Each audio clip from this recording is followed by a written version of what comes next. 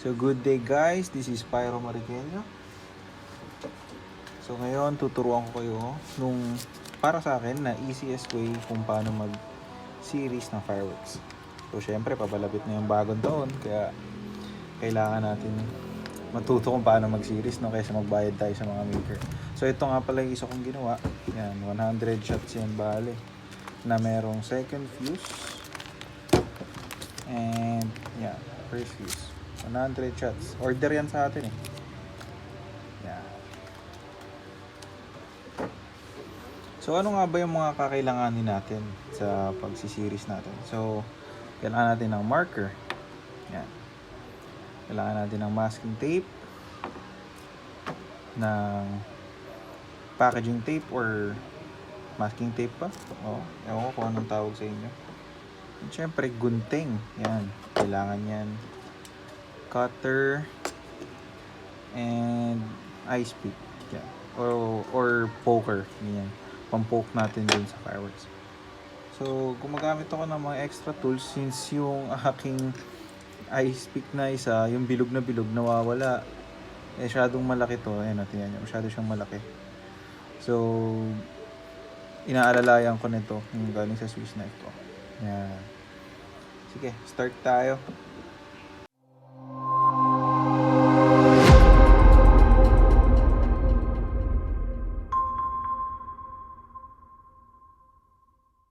So, una natin gagawin guys, i-identify natin yung gusto nating i-series, no? So, ngayon, ang i-series natin is itong Cupid na 16 shots papunta sa Diana. Okay. So, i-identify natin kung saan papunta yung fuse. So, ito, normally, ang direction niya is pag ganito, pag ganyan, and then last dito. So, ngayon, dito tayo magkakat. Kakat natin. Yan. So, using our cutter, kakat natin dito, ganyan. Kita nyo ba? Sumobra yung cut ko. Yan. So, kung nakikita nyo, ito, tatanggalin ko na to, no? Hindi naman siya importante. Okay. So dito, kaya kung tatandaan nyo kanina, nagpakita ko ng marker, no? So para mas madali nating matandaan. So hahanapin natin yung kapantay niya dito. Kasi yung fuse dito dapat kapantay niya lang yan. So ito, nandito. So dito tayo banda magmamark.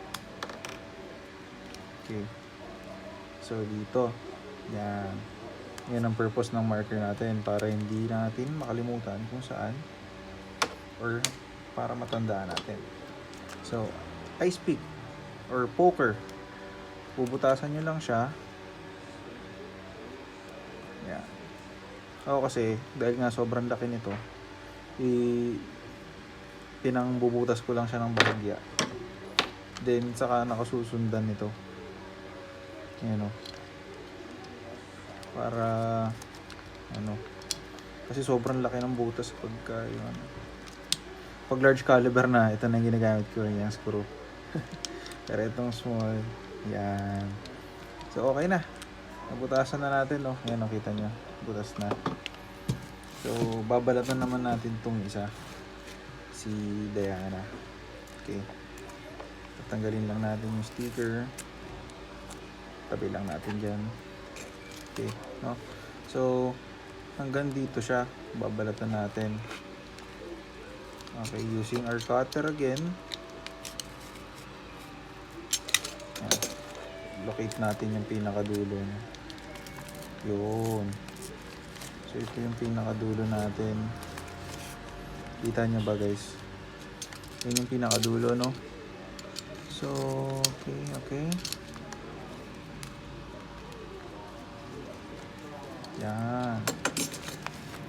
So, hindi na natin kailangan, ng visco fuse pa kasi itong fuse na to mismo, ito na yung isusuot natin para hindi na kayo bumili ng fuse, para hindi na kayo gumastos, as in direct lang na series, hindi na kailangan ng fast fuse or what. Yan. So cut ko lang ulit to, nagkamali kasi ako ulit ng Yan. Ganyan, no? So, kung makikita nyo, no? Kita ba sa video? Yan. I-shoot natin siya dito para mag-connect. Para after nung rapid na 4 shots, puproceed siya dito. Then, mag-i-start niya sa agad yan. Okay, so cut natin. So, gamit lang ulit ako ng marker para may pantanda ako kung hanggang saan ko lang siya puputulin. Yun. So, cut na natin. Ayan. Huwag kayong kabahan pag nagugupit kayo ng fish. Hindi naman nag-i-ignite yan. Ilang beses ko nang ginawa. Hindi pa naman ako nasabugan eh. Ayan. So, gamit tayo ng masking tape para matakpan ang ating isiniris. Yun.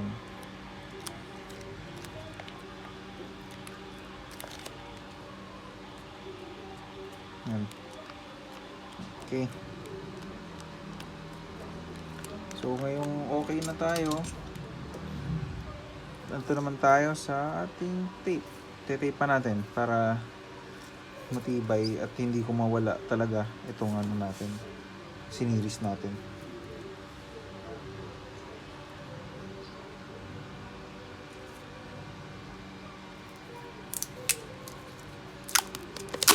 Okay. Okay, hawak.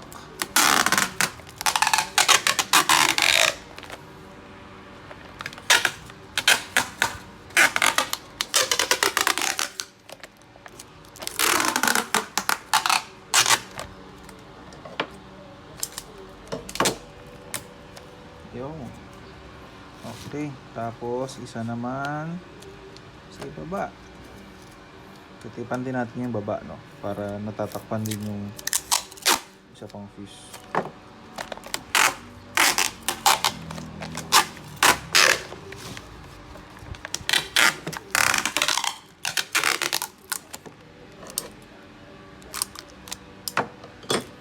Okay na. Yan na. Meron na tayong finished product ng ating 16 plus 25 shots. Yan. Okay. Thank you guys for watching. Next time naman, papaturo ko sa inyo yung pag fan shape.